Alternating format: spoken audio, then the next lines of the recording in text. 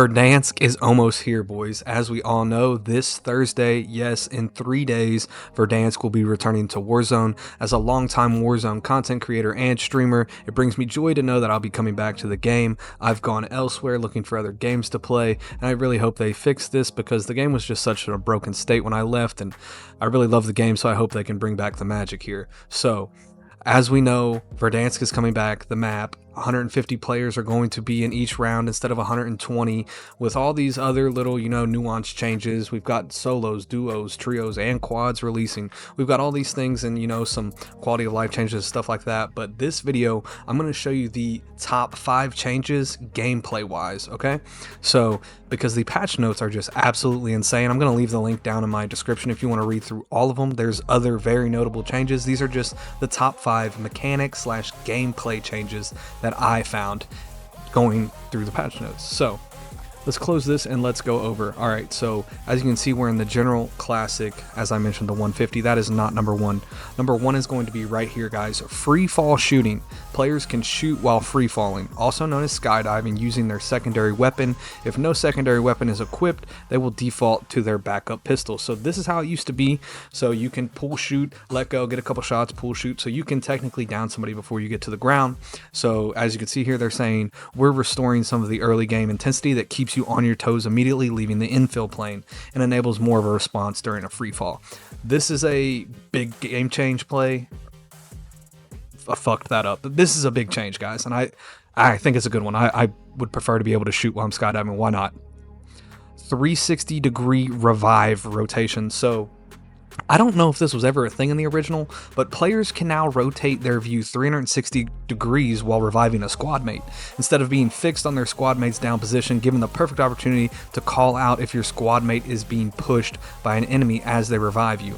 So this is a pretty big deal, and actually when I first read this, I thought, hold on, players can now rotate their view 360 while reviving. So the reviver can do this, right?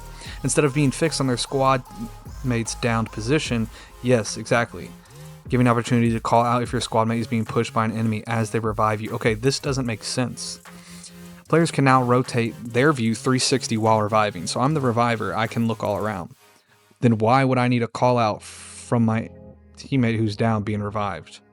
Okay, I hope they reword that, but I think that means as you're rezzing, you can look 360, which is a huge change.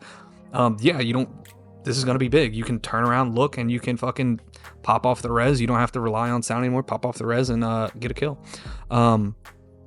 Next was going to be, okay, let me scroll down here because there's another one here. We're going to come back up to some of this stuff. But I did want to go over this because I think this is a huge change.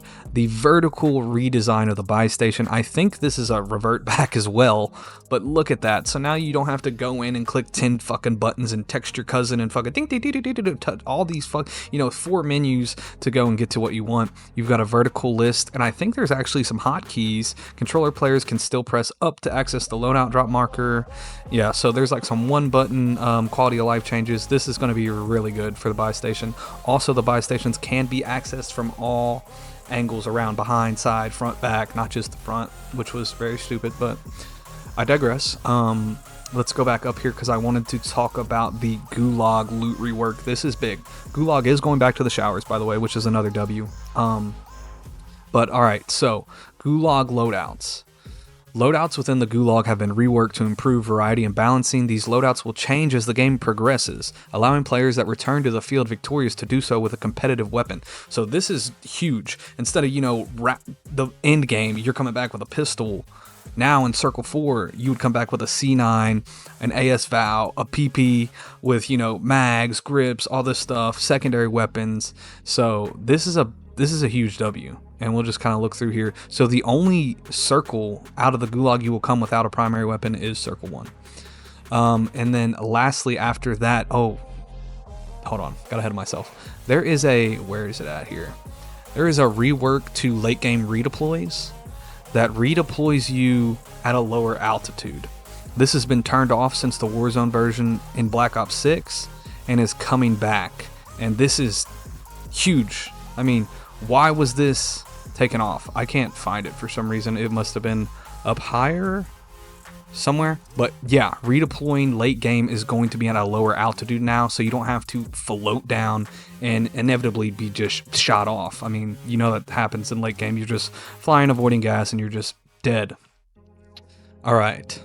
So, and then lastly, guys, this is a big one. We all know, oh, here's the late game redeploy. Late game redeployments will now spawn players closer to the ground, reducing the need to hover while positioning during final circles. This system has not been turned on since BO6 launch.